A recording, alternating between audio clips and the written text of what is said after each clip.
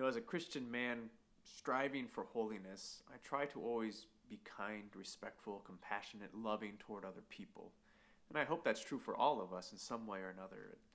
I know when I was younger, that wasn't always the case for me, that I would sometimes be vindictive or rude to people on purpose, even sometimes just trying to hurt them.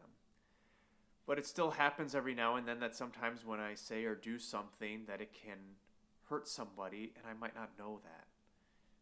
And that's true for all of us. I think that we can sometimes hurt people with our words or by something we did and and we don't know it at first.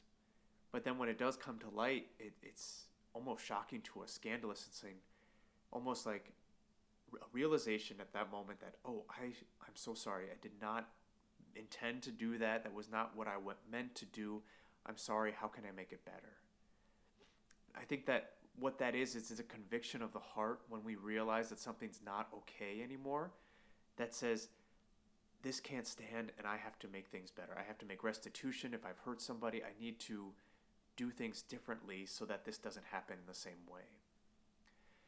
And I think that this is kind of the same thing that Jesus is talking about. It's a good image for what Jesus is talking about today in the gospel.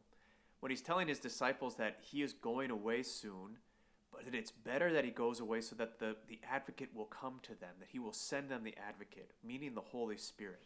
The Holy Spirit who will literally dwell in our hearts. And as Jesus says, it will convict the world of sin, of righteousness, and of condemnation. So what does he mean by those things? Well, he says that he will convict the world of sin, meaning that those of us who are living in sin or do not believe in Jesus, that the Holy Spirit comes into our hearts and helps us to see that no, this is not right. If we're living in sin, if we're doing something sinful, that has to change. Righteousness, that we have to be righteous, that we need to be holy, that's our calling in this world, is to be holy. And condemnation, that Jesus has condemned the evil one. He has forever defeated the powers of sin and death, and that if we don't turn from sinful ways, that we will suffer the same fate as the evil one, because we've chosen to give our allegiance to something lesser than God himself. And so in a certain way, the conviction of the Holy Spirit, actually in every way, the conviction of the Holy Spirit is a good thing for us. It helps us to know where we are sinful. It helps us to know where we need to change. I think we find that as we go through our lives, we start to discover that some things are just not okay anymore. As I've grown up in confession, things have come to my mind more and more that the Holy Spirit has enlightened me to say, that can't stand either.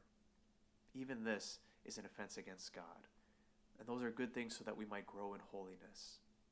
Jesus has sent us the Holy Spirit so that we might be convicted of sins, but also convicted of his love for us and the place he has prepared for us in heaven.